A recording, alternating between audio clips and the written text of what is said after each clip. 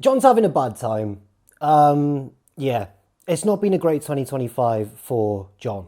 So I thought to cheer everybody up, it would be quite nice to do hopefully the first in a new series where I take a complete look back at the history of John Cena's greatest ever matches. And then at the end, I was thinking maybe I'd try and pick like a Mount Rushmore as well, just for, oh dear. Just before we begin, a brief thank you to everybody over at my Patreon, without whom this channel wouldn't really be possible. And also, hands on the merchandise, because if you want to get yourself some lovely gear from the people at blacksmith.co.uk, that's the word blacksmith without any of the vowels, then just head over there and use the code JOBBER15 to get a 15% discount. I'll pop a link in the description. I think it's fair to say that for most wrestling fans, John Cena is more renowned for winning a lot of wrestling matches and the polarizing reaction this has caused over the many years. Whether you love him or hate him, John Cena has won a lot of matches and a lot of titles. But the latter half of Cena's career has seen a bit of a reappraisal of his work, and he seems to be a lot more universally appreciated now than he was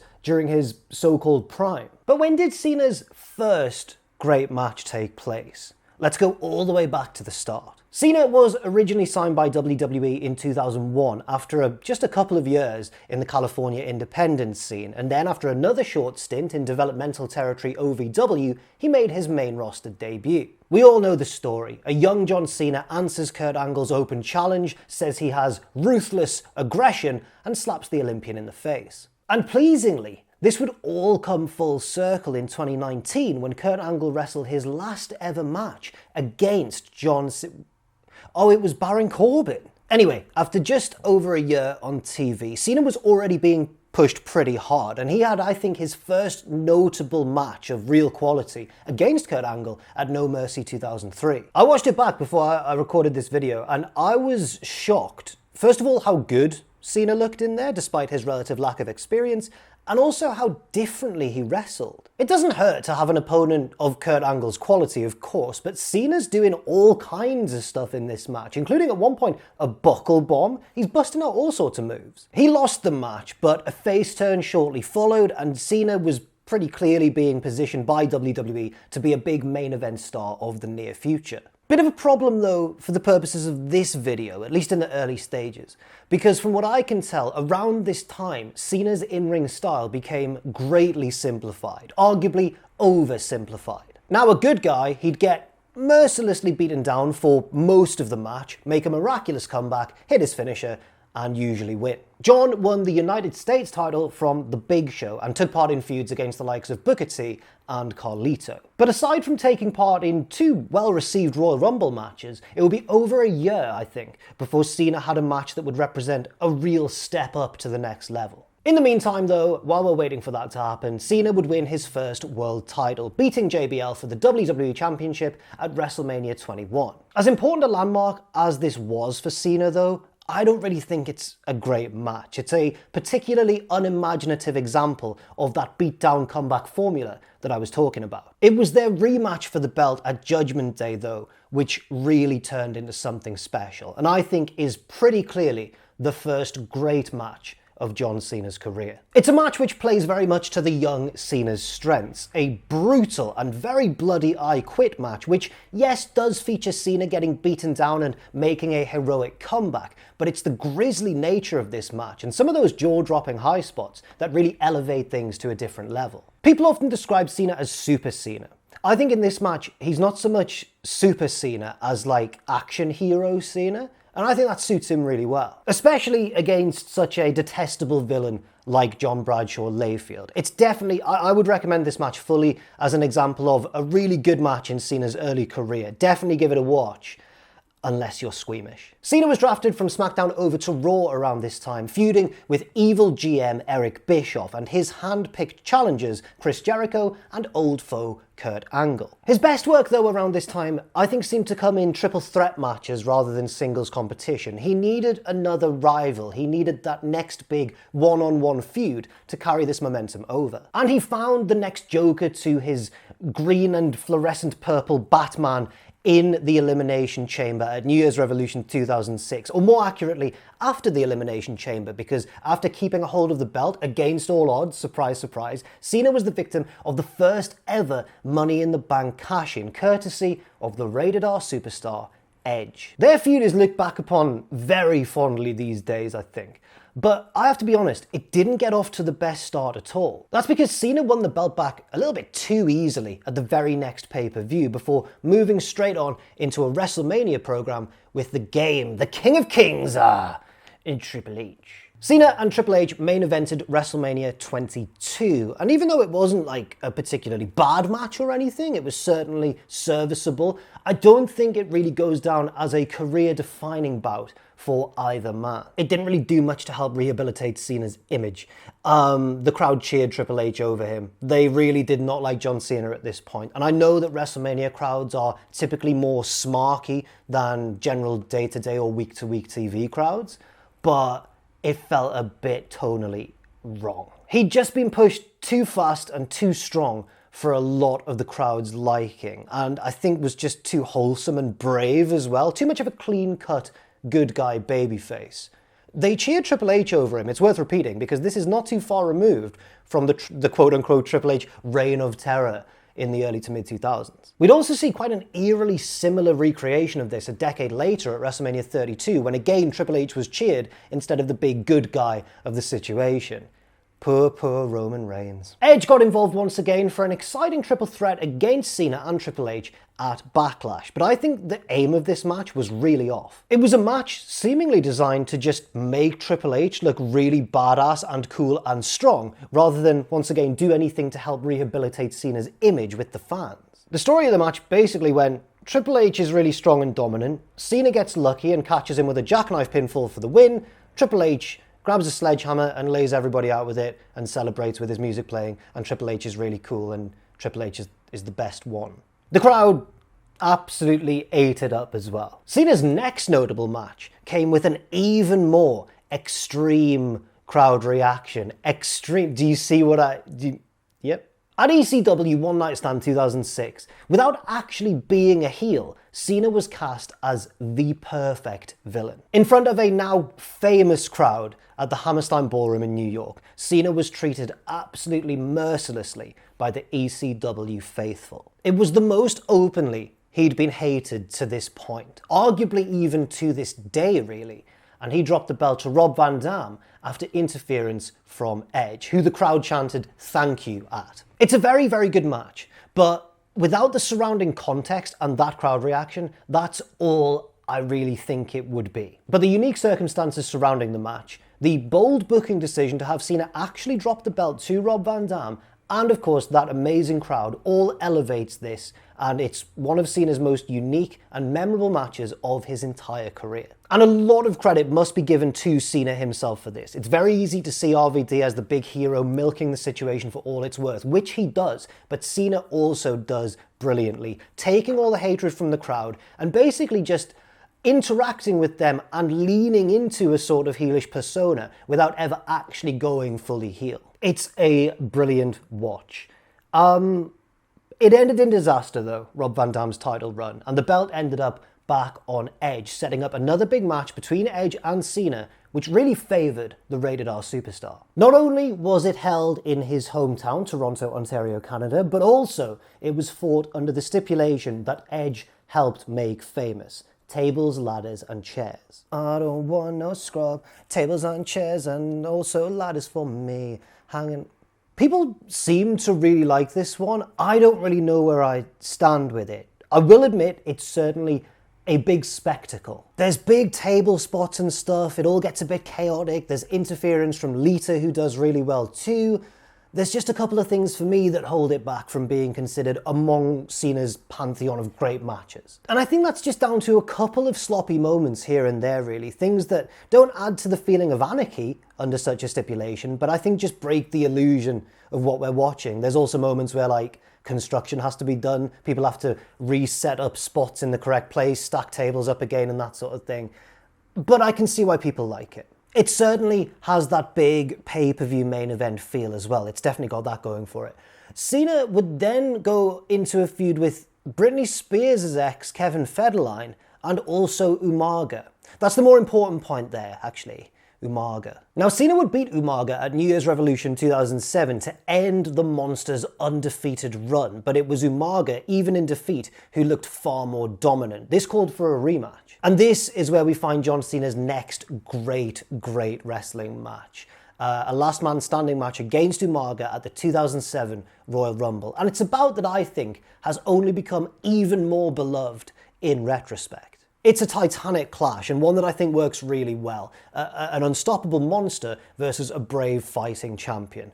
It's easy to understand, and they play off it perfectly. Cena is left bloodied and battered by Umaga, who he just cannot seem to put away. It's one of Cena's great selling performances of all time, I think. In the end, Cena has to use one of the ring ropes to choke Umaga out, a famous finish in Cena's career, and also one that I think feels really earned rather than opportunistic. You could see a heel winning like this, taking advantage of their surroundings in sneaky fashion, but in this case, it's just Cena fighting his way back into the match, using a bit of ingenuity, and also showing a bit of a ruthless streak as well.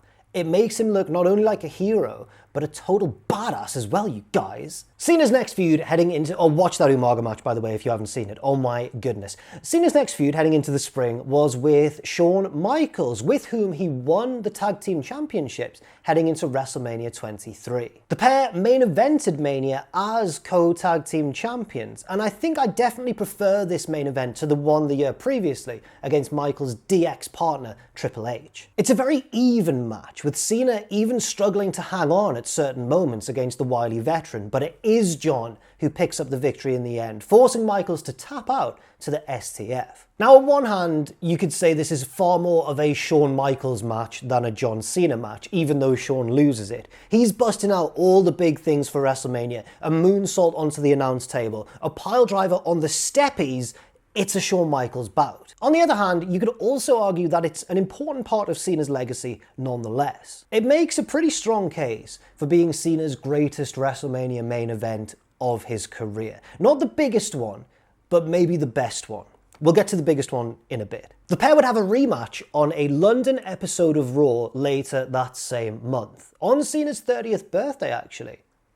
It would go an hour. Alright, almost an hour. But the genius of this match is that there were no hints at that. It came out of nowhere with this monstrous runtime. And a clever thing as well, I think, is that this match sees the dynamic kind of reversed from the WrestleMania one. This time Cena's in control at the start, and it's Shawn who has to fight his way back into it. The result is also reversed, quite surprisingly, with Michaels picking up a big victory over this seemingly indestructible by this point babyface champion, although it's worth mentioning that the title was not on the line. It's an epic by definition, and is commonly regarded as one of the best Raw matches of all time. And I think it also represents a clear sign of the trust WWE had in not only Shawn Michaels, but John Cena as well, at still quite an early stage in his career. Remember, John had only been at the World Championship level, 2 years at this point? So yeah, clearly April 2007 was part of quite a hot streak for Cena. And the icing on the cake was quite a frantic four-way match at Backlash between himself, Edge, Randy Orton,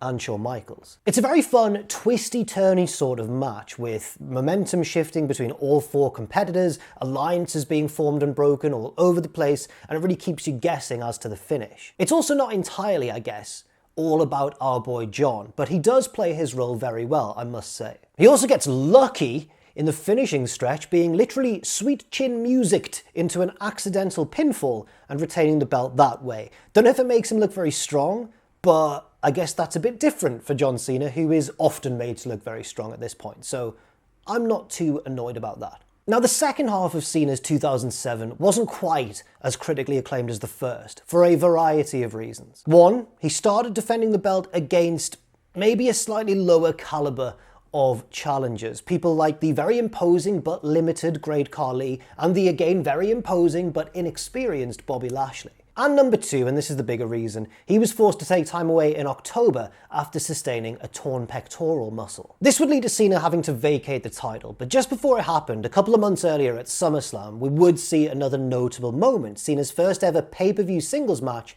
against a man many see now as his counterpart, I guess, Randy Orton. Randy's an opponent that Cena would clash with numerous times over the course of his career. He's often seen as one of Cena's most famous rivals, although I think it's fair to say that perhaps their matches weren't always the most consistently brilliant. This one at SummerSlam, I think, was pretty good. I just don't know if it's quite at the same level as the ones we've already admired quite a lot. The ones against JBL, Umaga, the Shawn Michaels one on Raw, and that sort of thing. Cena made a shock return way ahead of schedule at the 2008 Royal Rumble, which he won.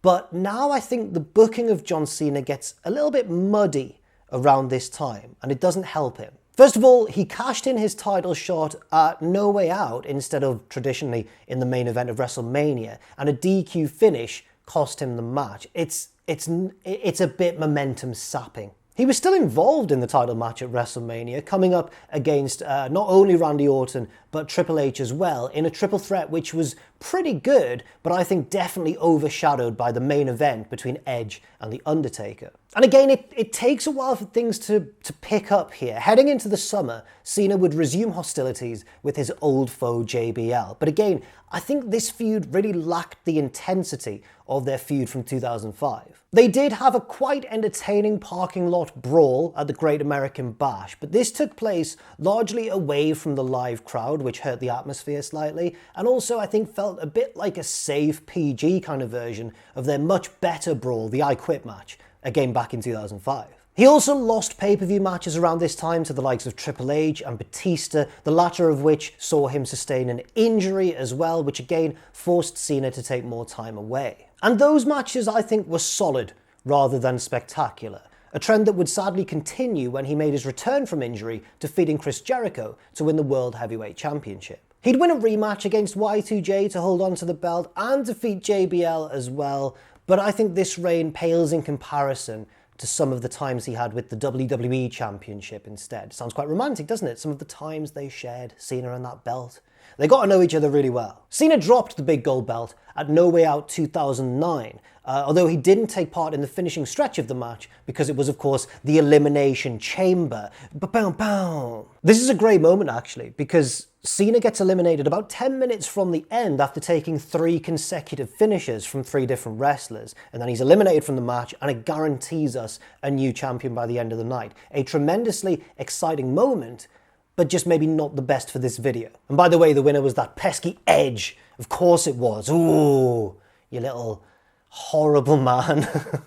Very tall, actually. Cena did win the belt back in like a fine triple threat match at WrestleMania 25, but then lost it again to Edge in a last man standing match at Backlash. And again, although I wouldn't consider it quite as good as the stipulation matches we've already talked about, Umaga, JBL back in 2005 and in 2007, but I do think that this match was quite exciting. In fact, you could argue that it's maybe even his best singles match since that London match against HBK, which by this point was 2 years previous. The finish does feature interference from the Big Show, which takes away some of the match's credibility, but at least it managed to be very spectacular, as Big Show choke slams Cena into a spotlight, which then explodes.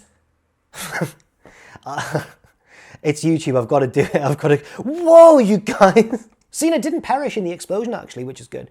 Moving on instead to defeat the likes of Big Show and The Miz in some feuds before moving on to his next big boy main event program against, once again, now WWE champion Randall Keith Orton. The pair would trade this belt back and forth a few times over the next few months, having various different pay-per-view matches under various different stipulations. And I think everyone watching this will probably have one that they prefer over the others. But equally, I think there's also a bit of a drawback to each of these big matches, and as sad as it is to say, given the importance of both men in the history of WWE, I don't know if they ever had that one defining match of their rivalry. Like the SummerSlam one sees Cena screwed by Bret DiBiase, not Ted Jr., Bret DiBiase, the son of the $1 Million Man. Then their I Quit match I think was perhaps an improvement, but featured a lot of implied brutality. I think this match would have been a lot better had it taken place before the PG era. And then the big finale at Bragging Rights took place with that most risky and divisive of all stipulations,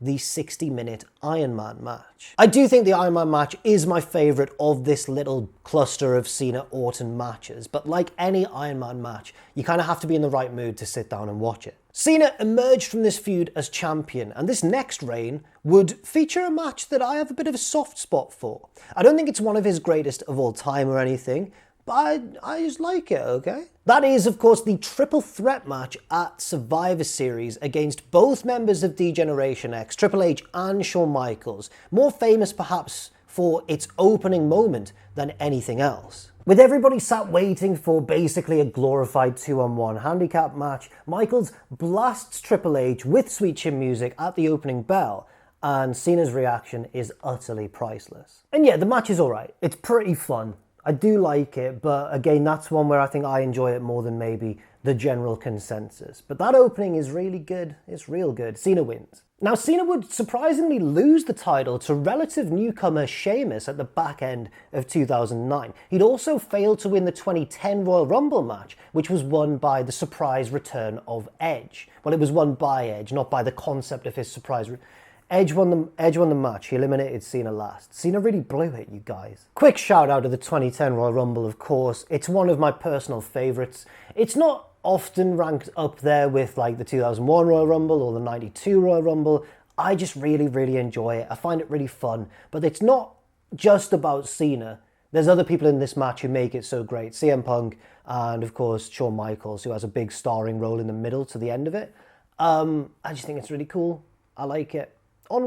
This video is all about John, so on with the John stuff. But 2010, as it turns out, and don't worry, there's a lot of great matches we still have to talk about. I think one thing I learned putting this video together is just how many of Cena's greatest matches came in the latter half of his career. It's quite an unbalanced seesaw kind of thing going on. But yeah, 2010, as it turns out, also wouldn't be one of the most glittering of Cena's career in terms of match quality. He won the title back at Elimination Chamber, but with shades of what happened at New Year's Revolution 2006 with Edge, he would be immediately screwed out of the belt by the returning Batista. And then the pair would go into WrestleMania and they'd face off for the title, and John would ultimately win. He would successfully defend the title twice more against Batista on pay-per-view in a last man standing match and in an I Quit match as well, but I think these two bouts are more remembered for their finishes than for any sense of general quality. He won the first one by taping Batista's legs to the ring post, and the second one by threatening to AA Batista from the top of a car through the stage. Batista said, "All right, I quit," and then Cena threw him through the stage anyway. What a guy. But I think the main reason that 2010 was such a frustrating year for John Cena, especially for the purposes of this video, is because of his very long feud with the Nexus, which I think now is quite widely regarded as a bit of a waste of time. Like, it started off interestingly, but what did it ultimately achieve in the end? Don't worry, because on the horizon, it's WrestleMania 27. Oh. Yeah, having lost the belt in the midst of the Nexus feud, Cena had the chance to get it back in the main event of WrestleMania 27 against The Miz. Should be a home run for John Cena, right? No, because he was cost the match by The Rock. And this was not well received as a WrestleMania main event. Anyway, agreeing to face The Rock at the next WrestleMania, WrestleMania 28, but that's quite a while away at this point, Cena won the belt back at Extreme Rules. Now, around this time, he was clashing with the likes of The Miz, also John Morrison, and R-Truth as well. And there's nothing wrong with any of those wrestlers, but let's just say that they weren't the sort of feuds that really set the pulse racing. But luckily, and remember, you could at this point say that Cena's last truly great match had come in 2007, and we're now in 2011, but luckily, Cena's next big feud was against CM Punk. I won't dwell on this for as long as I truly want to, because I could make a whole video just on this match. But Cena and Punk's match at the 2011 Money in the Bank pay-per-view in Chicago, Illinois is unbelievable. Not just for the action in the ring, which is certainly very, very good, but more so as well for all the circumstances surrounding it. We had the storyline context. And we had the game-changing pipe bomb promo from CM Punk, of course, which really blurred the lines between kayfabe and reality. We also had the whole stipulation that Punk guaranteed he'd walk away and let his contract expire if he beat Cena, thereby taking the WWE Championship away from the company. That's very intriguing. And then we had the meta, like the outside context to everything too. Because Cena was the company golden boy by this point. And CM Punk was this indie legend, but someone who really didn't quite fit the WWE mold at the time. Were they really going to have Cena drop the belt to this guy? And that was a tension that really drove up interest for the match. All of this was paid off in spectacular fashion in Punk's hometown. Remember the RVD match in 2006? This is the other very notable example of a crowd just hating John Cena. And Cena, in fairness to him, absolutely raising his game to that level. Also, if you asked a lot of wrestling fans to name just one great John Cena match, name the first great Cena match that springs to mind, I think there's a decent chance they'll say this one. Also, for what it's worth, it's also one of only 2 Cena matches ever to be awarded 5 stars in the Wrestling Observer newsletter, unless he does something utterly insane between this video going out and the end of 2025. After rising action and big swings of momentum and tactics and strategy and the crowd just fully getting behind CM Punk and against John Cena, Vince McMahon comes down and tries to unfairly call for the bell and end the match early with Punk caught in a submission, a deliberate callback to the 1997 Montreal Screwjob. But Cena stops him, and in a genius bit of storytelling, which is only that apparent upon reflection, because I think at the time everyone was just so jubilant that Punk had done it, but Cena stops Vince from doing this, and his good guy nature proves to be his undoing, as when he gets back in the ring, he gets caught with Punk's finisher and loses the championship. And Punk avoids a cash-in from Alberto Del Rio and walks off out of the arena and out of the company. He'd be back before too long though, setting up a big rematch with Cena at SummerSlam 2011. Not as good as their first one, but I think still growing evidence of what we now know to be unbelievable chemistry between these two wrestlers. Unfortunately, it does suffer from a deliberately controversial finish, with special guest referee Triple H failing to notice Cena's leg under the bottom rope and counting the pinfall anyway for CM Punk, but he didn't deserve the win. It's also remembered even more badly for its weird aftermath, where Punk was inexplicably attacked by a returning Kevin Nash of all people, and then fell victim to a cash-in from Alberto Del Rio, lost the title, and this was very much the beginning of the end of the Summer of Punk, a storyline which, in part thanks to John Cena, had started off so electrifyingly, and now it's not. Afterwards, Cena would keep himself busy in feuds with the likes of Alberto Del Rio and the Awesome Truth tag team, but really, he was just kind of being kept warm for the next year's WrestleMania season and that big showdown still on the horizon against Dwayne "The Rock" Johnson. So let's get to that, because this match, while not the most spectacular of John Cena's career or anything, could definitely be called the biggest match of Cena's career. It's all about the spectacle, it's all about the star power, and I think it fulfills its goal very well. You can also compare it quite nicely to The Rock's 2002 clash at WrestleMania against Hulk Hogan, this intergenerational dream match, except now The Rock's on the other side of the equation. A nice bit of character depth here as well, I think, is that Cena gets cocky. He can't put The Rock away, so decides just to get cocky and steal the people's elbow, and The Rock springs back to life, nails a final rock bottom, and pins John Cena, who is broken by this, and then things would only get worse for him in storyline. That's because the following night on Raw, John Cena invited The Rock to the ring to congratulate him for winning at WrestleMania, and was instead met and attacked by Brock Lesnar, making his first appearance in WWE since his acrimonious departure in 2004. And that departure is possibly a big reason Cena became such a main eventer in the first place, the power vacuum without Brock there at the top of the card. For what it's worth, I think that even if Lesnar had stuck around, I think Cena had too much charisma and too much star quality and dedication to not rise to that level. I think he always would have been, really. It might have just taken a little bit longer. This set up a pretty unique match at Extreme Rules 2012, which followed a certain formula, yes. We've seen Cena be beaten down early on, make a heroic comeback, overcome the odds, and win in the end. We've seen that countless times. But this one felt different. And I think it's the way it happens. The way Lesnar beats Cena down, charging him at the opening bell, taking him down, and immediately busting him open with some very nasty elbows. It's clearly very influenced by the fact that Brock had returned to the company now with very legitimate MMA pedigree. He'd become UFC heavyweight champion, of course. But the most famous spot of this match is pure sports entertainment. The ring steps end up in the middle of the ring. Lesnar launches himself off them with a running start to try and clobber Cena off the apron, and does so, but then spills horribly to the outside as well himself. The match is pure drama, and it's hard hitting throughout. One arguable drawback of the match, I guess, is the booking. Why have Lesnar come back only to have him immediately lose his first big match to John Cena?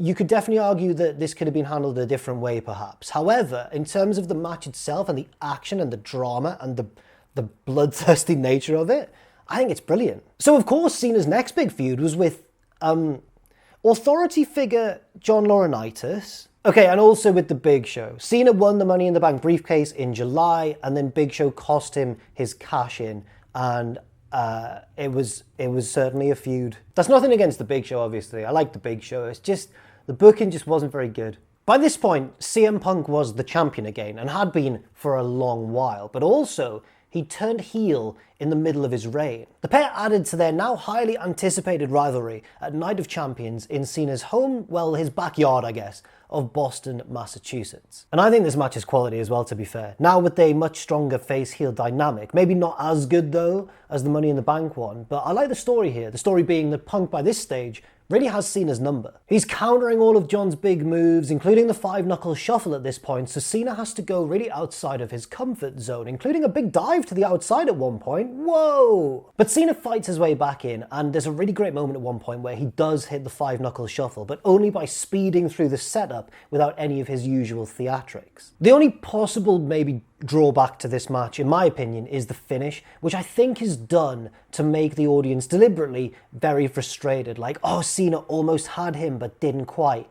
But really, I don't think it helps either man. It's a double pinfall with both men's shoulders down on the canvas for 3 seconds. Cena thinks he's done it initially, only to have the belt taken off him and returned to CM Punk. I'm not against draws in wrestling. I think they're very effective when done under the right circumstances. I just don't know if this was it. But I think it's fair to say that at this point, after those few years where there really weren't that many great matches in Cena's career to talk about, he now had a bit of a resurgence of form. If you think this resurgence built up more goodwill amongst the fans who used to hate him, problem is that despite being a heel now, CM Punk was still rabidly popular. So that means that when Cena took some time off from injury, came back, had a pretty nice feud with Dolph Ziggler, which culminated in a ladder match at TLC and was quite exciting, and then won the 2013 Royal Rumble, everybody went, uh-oh. That's because WWE were clearly setting up Cena for a rematch with The Rock at WrestleMania 29.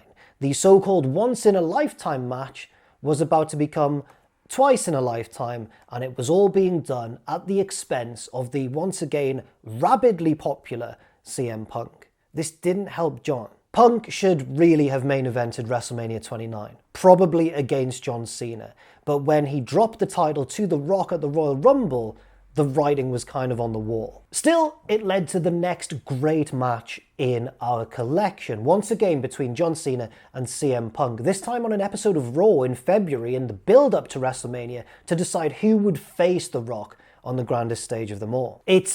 Honestly, I watched this one just before filming. It's fantastic. I think you could even argue that in terms of just the in-ring action, not the surrounding booking and the storyline and everything, but just in terms of the in-ring stuff, you could definitely argue this is the best match Cena and Punk ever had together. The only downside, and it's a big one, but the only downside is the predictable nature of the winner and the fact that it was clearly robbing Punk of his momentum to set up Cena Rock 2. But as a match itself, wow. It's a really good sequel as well to their Night of Champions match, the one that ended in a draw, because once again, Punk has Cena's number, but this time Cena keeps finding ways to narrow the gap and Punk can't quite put him away. So he hits him with a pile driver. It's an amazing moment, and very rarely seen on WWE TV. And even though Cena does come back to win the match, it feels very earned rather than his usual Super Cena routine. And John did go on to beat The Rock, get his win back at WrestleMania 29.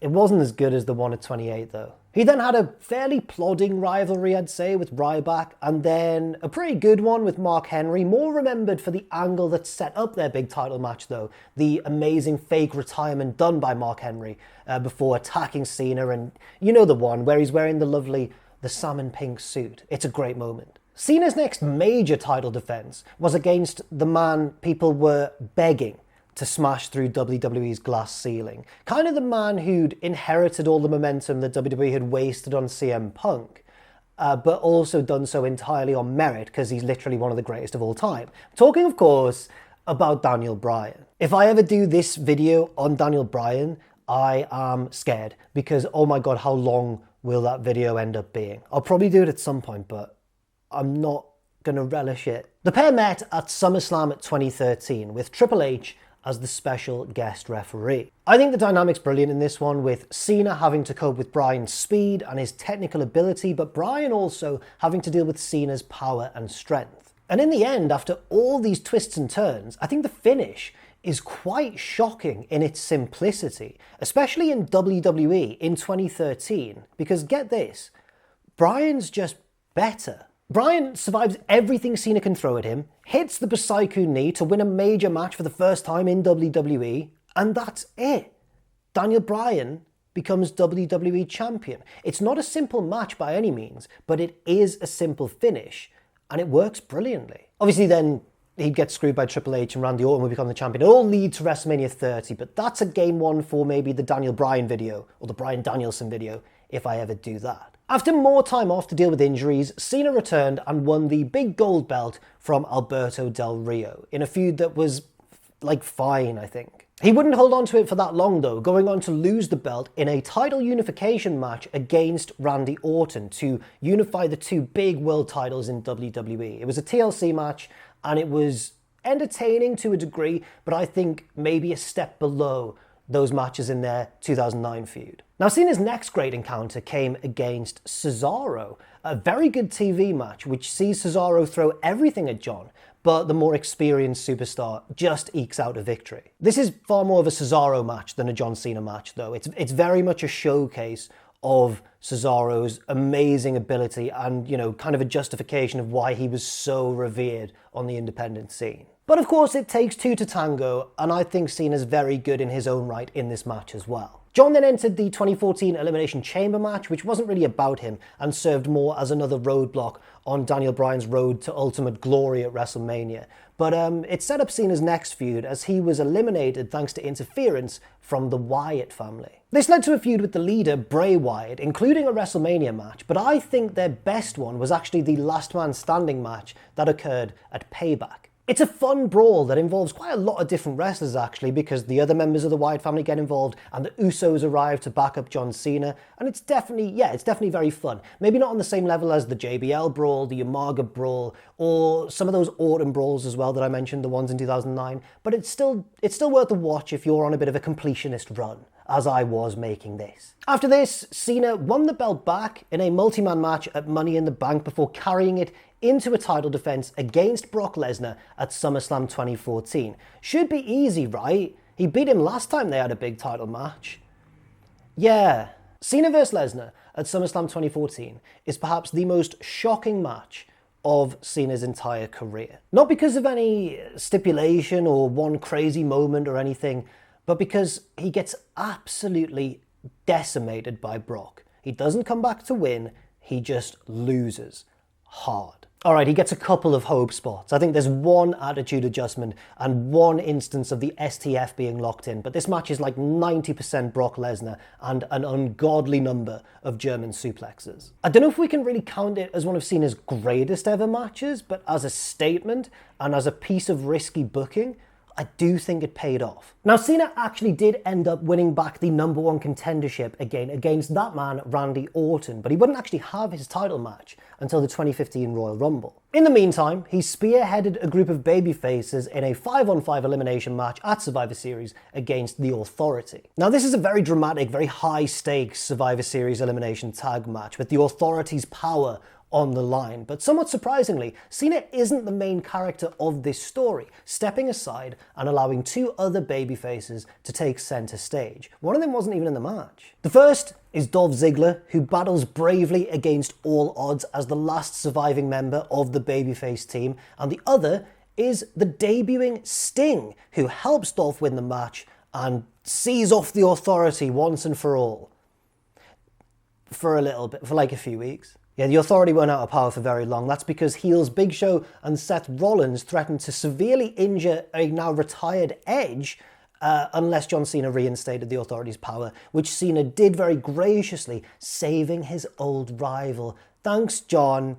Thanks so much, mate. As a result, Seth was added to Cena's title shot because he's the Authority's main guy now, and this led to the next classic John Cena match of our lovely little collection, a triple threat at the 2015 Royal Rumble between Cena, Lesnar, and Seth Rollins. This match is utter carnage. It might be a little bit weird saying this is one of John Cena's greatest ever matches because he only makes up like a third of why it's so great, but this is non-stop action from the opening bell. The amount of twists and turns in this match and the amount of absolute mayhem make this just a blast to watch from start to finish. It might not have like the depth or the storytelling strength of some of Cena's other greatest ever matches, but just in terms of an absolute fun spectacle to watch, I think that's what we can call it. The most fun match of Cena's career. I guess the drawback is that of all the thrilling moments in this match involving the three different men, Cena might be the least involved. With that said, he's still great in it, and it's still great overall. Smashy smash, smashy clashy smash, whoa, through the announce table, smashy smash, finisher. It's a lot of fun. Cena didn't win the belt back though. Instead, he got into a feud with Rusev through WrestleMania season, and during that feud, he would win the United States title, which was kind of his first baby, wasn't it? Now we enter the era of the John Cena US Open Challenge, during which we'd see John matched up against all manner of opponents, some of them very unique indeed. Some were very WWE. Like, we were not surprised at all to see WWE book the likes of Cena versus Kane, or Cena versus one of his old rivals, the former Nexus leader, Wade Barrett. But then we also got matches against wrestlers with like a very indie background or internet darling status, names like Sami Zayn or Neville. Now, the one against Sami was hindered by Zayn accidentally injuring himself during his entrance, I believe, and the one against Neville was hindered by a DQ finish. But the same thing did not happen to his next notable opponent. Cena's biggest adversary around this time was a man not even on the main roster of WWE, which was NXT champion Kevin Owens. Owens made his entrance and answered Cena's open challenge on an episode of Raw, but then he didn't want to have a match for the US title, instead beating Cena down, stomping on the US title, and valuing his own NXT championship over one of the main roster belts. It's really strong character stuff. This led to a match at Elimination Chamber, and oh baby, calm down, Jack, that's awful. And at first it just seems like it's a pretty damn good match, a nice introduction of Kevin Owens to a wider audience who perhaps weren't familiar with him. He does really well, hits his finisher, and Cena kicks out, and it seems like we know where this is going. Owens gets fancy, goes for a high-risk maneuver, gets caught and nailed with the attitude adjustment, and then things get weird. Owens kicks out, and the match continues. He then mocks the five-knuckle shuffle, but gets caught in the STF. Oh right, this is the finish. But no, Owens survives that too, then hits Cena with the attitude adjustment, but the match carries on still. And just when it looks like Owens has tried every trick in the book to topple John Cena and score this amazing upset, now it seems like it's not going to happen. And then Owens wins. Now this was quite unusual for John Cena. Usually his big high-profile losses came against similarly very powerful main event level stars, people like Brock Lesnar or Triple H, not against somebody so clearly lower than him in the pecking order. Or at least I guess you could say that Cena lost to people lower than him, but it was usually heels who bent the rules so much and Cena was completely screwed. No, Owens won clean here. This was a virtual unknown to many parts of the audience. I'm not saying that Owens was an unknown in the wider wrestling landscape, but to the majority of WWE's maybe more casual fans, they would have had no idea who this guy was. And Cena was putting him over clean as a whistle on pay-per-view. and it was a shocking result. And I think that really helps the standing of this match. This led to a rematch at Money in the Bank, which I personally don't prefer to their first contest, but I know many people do. And I think that's a totally fair opinion to have. It's still great. I also think it's one of the most self-conscious matches of Cena's entire career, because this is the one where he tries to prove that he can do all these different moves and steps way outside of his usual wheelhouse. Some of the moves are ones that he's rarely ever busted out. Some of them maybe even are ones that he's never busted out. But despite like the Code Red and the Springboard Stunner and all that sort of stuff, the one that I find most weird to see Cena hit is a standard dropkick, because Cena doesn't really do dropkicks that often. Because he's just got a bit of a weird... His dropkick's a bit weird. Anyway, I prefer their first match. This second one was still very good, but it doesn't have the shock nature of the win. I think most people predicted that Cena would indeed be getting his win back, which he did. A deciding match was set for the Battleground pay-per-view, but before then, Cena had a pair of matches on Raw against Cesaro again. The first of these took the formula of the 2014 match against Cesaro and built upon it, with Cesaro now almost beating Cena on several occasions, but not being quite able to put him away. Cesaro catches Cena in the sharpshooter, and Kevin Owens runs in and attacks Cesaro because he can't stand the thought of anybody else beating Cena before he does. Great piece of storytelling. Maybe it impacts the match very slightly though. Things did get amended, however, as the following week on Raw, Cena again wrestles Cesaro, and this time we get our money's worth. The match goes like half an hour. Is it as good as Cena's other Raw classics against Shawn Michaels and CM Punk? I'd say not quite, but it's still very, very good. It's kind of a mixture of the vibe of Cena's feuds with Punk and with Owens, because Cesaro sort of has Cena's number, and Cena is once again having to step outside of his comfort zone and find different moves and inventive ways to wrench control of the match back. Cena prevails, and if you hadn't noticed by this point, we are very much now in the era of work rate John Cena. It's almost like you realised, I only have one 5-star match to my name. That's an injustice. I'm going to prove that I can do this wrestling stuff really well. He already could, of course, but now it was becoming more obvious. It was more of an aim of his matches, I'd say. And before anybody... No, I'm not saying that Cena actually cared about star ratings. I'm not saying that, but I do think he cared about having great matches at this time. Unfortunately, things would then take a little bit of a dip, in my opinion at least. The final match with Owens, which Cena wins, was still good, but I think quite clearly the weakest of their trilogy. And then Cena would move into a feud with now WWE Champion Seth Rollins, a feud that I really wanted to like more than I did. Man, the pair were having an absolute belter of a match at SummerSlam, with both titles on the line. Cena's US title, Rollins' WWE title, and then Cena lost because he was screwed by comedian and talk show host Jon Stewart, and they thought that was a good finish, did they?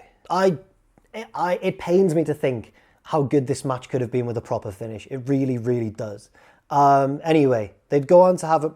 I'm so annoyed. Seth was now a double champion. They'd go on to have a rematch because Rollins was forced to defend both belts at Night of Champions. First, the US title against Cena, immediately followed by a world title match against Sting. The Cena match came first, and John was able to win, winning back the US Championship a little bit too straightforwardly, in my opinion, especially given how back and forth their match at SummerSlam was until that awful finish. But it was the better match of the two Rollins matches on the night. The reign wouldn't last long, however, as Cena went on to drop the US title to Alberto Del Rio at the Hell in a Cell pay-per-view in like 8 minutes. And I get Del Rio was coming back from a long time away from the company. It was a big surprise and everything, but it felt tonally weird, very off indeed. It almost felt non-canon. Thankfully, things would improve once again. Cena would take more time off to deal with injuries, and then upon his return, resume his whole, no, I actually can have really good matches kind of vibe, taking on another work rate legend in the form of AJ Styles. This is one of those feuds where each singles match between the pair just got better and better and better. The first one, at Money in the Bank, showed a lot of potential in the rivalry, but unfortunately was tarnished slightly by a screwy finish involving AJ's henchmen, Gallows and Anderson. The rematch at SummerSlam, now this carried echoes of the Kevin Owens feud. This is where we'd expect Cena to probably get his win back. But the tone was a bit different. Unlike Cena's matches against the likes of Punk or other kind of indie legends like Bryan, like Owens, this match felt a bit different. It wasn't Cena being outmatched by a technically superior worker. I think it's more simple than that. I think if you watch this match, they're both shown as being on a very similar level to each other, and they just open up, they just hit each other with everything they've got. Both men kick out of each other's finishes quite early on, but it's Styles who has more in the tank, surviving an avalanche AA late on, and beating John Cena without the help of his henchmen. This was huge at the time, this was quite shocking. Mr. TNA beating Mr. WWE, that's a way you can look at it, on one of the biggest shows of the year. And this was no one-off victory for AJ Styles either, who went on to become WWE champion shortly afterwards. He'd meet Cena again in a very entertaining triple threat, also including Dean Ambrose at No Mercy. It's also a unique one in the history of WWE's pay-per-view lineups, I guess, because this match was clearly supposed to be the main event, but actually opened the show so as not to clash with the presidential debate which was taking place the same night. AJ retained in the triple threat, and then Cena took time away again, this time to concentrate on his ever-growing TV and film career. But he came back for a climactic showdown with AJ at the 2017 Royal Rumble, once again with the title on the line. I remember watching this match at the time and being blown away. And also, and maybe this is just because it was when New Japan was really hot, but I remember comparing it to a Japanese wrestling match. I was like, oh, this feels slightly different from a usual big WWE title match. I guess because it was grittier and maybe rougher around the edges, but not in a sloppy way, in a way that enhanced the action rather than taking away from it. Cena absolutely levels AJ with a lariat at one point, and from that moment on, they're off to the races. They're struggling over submissions, they're battling back and forth, they're visibly panicking when caught in the setup for a finishing move, only to battle their way out of it. It's brilliant. They then go into exactly the same finishing sequence as the SummerSlam match, with AJ surviving an avalanche AA, then hitting the Styles Clash and rolling to the apron for the phenomenal forearm. But this time, Cena catches him and hits 2 consecutive further AAs. The second one after a really cool kind of indie roll to get AJ back on his shoulders. And Cena wins the match in ruthless fashion. It's a slightly different side of Cena, and I really liked it. There's less posturing, it's just brutally effective. And in doing so, Cena captures his record-tying 16th world title. Now, Cena would only hold the belt until the next pay-per-view, losing it in a very good Elimination Chamber match, which was ultimately won by Bray Wyatt. And this is around the time that Cena's run starts to slow down a bit, and he becomes a bit more of a special attraction. He's not fully gone from the main roster, he's kind of part-time, but this is definitely where there was a bit of a change in the trajectory of Cena's career. He'd still pop up and have the occasional little feud or pay-per-view match, but I think the weirdest part of this was No Mercy 2017, when he had a match against Roman Reigns, which he lost, kind of cementing Roman, I guess, as the next John Cena. But it was on not even a Big Four pay-per-view, and it wasn't even the main event of that show. And it was a match that could have easily main evented WrestleMania. That was so strange. Cena would still swing by and take part in the big events, adding his star power to Survivor Series 2017, as well as the 2018 Royal Rumble and Elimination Chamber. He'd also briefly resume his feud with AJ, having a nice match on a February edition of SmackDown, although it's hard to tell how good the match truly is because of all the ad breaks. And by this point, Cena was definitely now a rarity on our screens. He'd show up and get squashed by Taker at WrestleMania 34, or beat Triple H in Saudi Arabia, or team with Becky Lynch in a mixed tag match, but these moments were getting fewer and further between. WrestleMania 35 saw Cena pop up, not in a match, but as his old Doctor of Thugonomics persona to upstage Elias. And then WrestleMania 36 saw the Firefly Funhouse match. With the 2020 WrestleMania taking place in an empty performance center due to it happening in lockdown, it at least allowed WWE to experiment a little bit with a couple of cinematic matches. And I think the first of the two grabbed more headlines, the Boneyard match, the main event of night one between Undertaker and AJ Styles, which was also, I think, it was the last match of Taker's career as well. But I found the Firefly Funhouse involving John Cena and Bray Wyatt a bit more interesting. Although not really like a match in any realistic sense of the word, it was like a short film fever dream montage kind of thing, which referenced various different stages of Cena's career, including open references to many common criticisms aimed at Cena throughout the course of his entire run.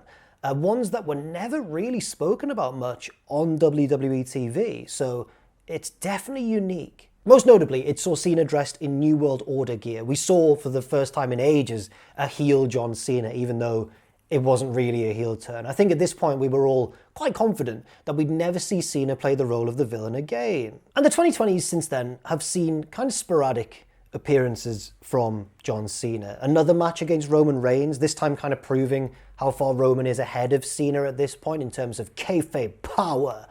Also quite a heavily criticised WrestleMania 39 match against Austin Theory, and I think a quite underrated loss to Solo Sikoa at Crown Jewel 2023. Cena was also, of course, part of the kind of star-studded melee that led to Cody Rhodes finishing the story, beating Roman Reigns at WrestleMania 40, and Cena was very much a part of that, and that brings us now to 2025. Now, a lot has already been said and written about the kind of widely accepted disaster that has been John Cena's retirement run in 2025. And a lot more will be said and written about it as well by the end of the year. We don't quite have the full picture yet, but I think we know enough information to know that it's gonna take quite something to save it. This isn't really the video for that, so I'll give kind of an overview of what Cena's been up to, but I won't go in depth into why each bad decision was so bad. And weirdly, I think 2025 started off quite well for him. He announced this retirement run and then entered the 2025 Royal Rumble and played a very key role in the finishing stretch of that match. A Royal Rumble which had quite a rarity, a genuine surprise winner at the expense of Cena as Jey Uso last eliminated John. And it was done really well. There was also a larger story at play here because Cena was desperate to make it to WrestleMania and challenge for that title, which would net him in victory his record-breaking 17th world title. So he ended the Elimination Chamber match. The Chamber match I think is really strong, especially with the knowledge now of what happened immediately after it. The best part of the match for me is whenever Cena and CM Punk are in the ring together, renewing their old rivalry, and a very timely reminder for the audience of the unbelievable chemistry they shared. It wasn't all about Cena though. We had, Drew McIntyre hating Damian Priest, we had CM Punk and Seth Rollins hating each other, we had everybody hating Logan Paul. But Cena more than played his part, and in fact won the match, taking advantage of Seth Rollins' very villainous post-elimination attack on CM Punk. Cena took full advantage, grabbed Punk in the STF, and choked him out to win the match while screaming, "Sorry!" Very morally grey though, for the usually squeaky clean John. This made a lot more sense after the match, of course, when Cena shockingly turned heel, turned on Cody Rhodes, aligned with The Rock, and beat Cody down. And Travis Scott was there as well. Now, of course, we know that the heel turn wasn't booked very well at all and was basically abandoned by WWE towards the end of the summer, which is a big shame because I think it could have been really great and maybe added some worthy matches to talk about in this video. Instead, Cena declared that he would ruin wrestling and really gave it a good go, beating Cody for the title to break the record in a pretty universally disliked WrestleMania main event. And Travis Scott was there again as well. But The Rock wasn't this time. It's still so annoying. Cena won title defenses against the likes of Punk and Randy Orton and R-Truth, but it didn't feel the same. Partly because fan energy had just been totally sapped by the storytelling and the booking, but also now everybody was wondering, has Cena just lost it? Can he have a great match ever again? Then SummerSlam happened, where, WWE cut corners with the storytelling. They went, right, so Cena's just gonna turn face again for no reason really, but everyone was really relieved that it happened. And this set up a rematch with Cody Rhodes. And oh my word. Watching this match, it becomes very apparent that reports of John Cena's demise had been greatly exaggerated. This was not the same John Cena who had quite limited matches against the likes of Austin Theory, for example. At points during this match, which was fought under Street Fight rules, Cena really shows flashes of the old indestructible babyface John Cena. He will overcome these odds, you can't beat him, except this time, the crowd are all cheering him for it unanimously. It's surreal. This is the only other Cena match to receive 5 stars, apart from the 2011 Money in the Bank match against CM Punk. And I disagree with that. I think hopefully as this video has helped illustrate, if we're dishing out 5-star matches, I think there are so many better candidates than this match at SummerSlam 2025 against Cody Rhodes. but it was still a lot of fun. It's an amazing effort from an aging John Cena as well. I can't imagine the toll this took on his body, and I fully understand why he doesn't put out this kind of effort every single time he has a match. That would be impossible. Cena ultimately loses, and I think you could argue that Cody maybe comes back from too much down the closing stretch, absorbs too much punishment, but thematically it makes sense, I suppose. Cody is now effectively the new John Cena and wins in fittingly Cena-esque fashion. I did get a bit frustrated watching it though, because I convinced myself at the time that they were doing this like Bret Austin double turn like at WrestleMania 13. I kept reading into Cody's facial expressions like, oh, he's going to do it, he's going to snap, I can't wait for Rhodes to turn heel. And then he just won clean. Still, it's a great match and a very needed reminder of just how great John Cena is in a year when his reputation has taken a hit due to horrible mismanagement, but I don't think it will or should impact his long-term legacy. And that brings us to now. Well, he had a good TV match against Sami Zayn, which was ruined by a Brock Lesnar run-in, and then he got absolutely squashed by Brock Lesnar at WrestlePalooza for no reason. And that brings us to now, when I recorded this anyway. AJ Styles has been confirmed for a John Cena match in Australia, and then who knows what the rest of Cena's final run will bring. Oh God, right. It's time to try and do a Mount Rushmore. And this is tricky. This is really tricky. Leave your Mount Rushmores in that comment section down below, by the way. And like the video and share and all that and subscribe. But leave your Mount Rushmores. I want to read them. Thank you. Right, so I've taken this very seriously. I've narrowed it down to, first of all, 12 matches that I think are just a level above all the other ones throughout John Cena's entire career.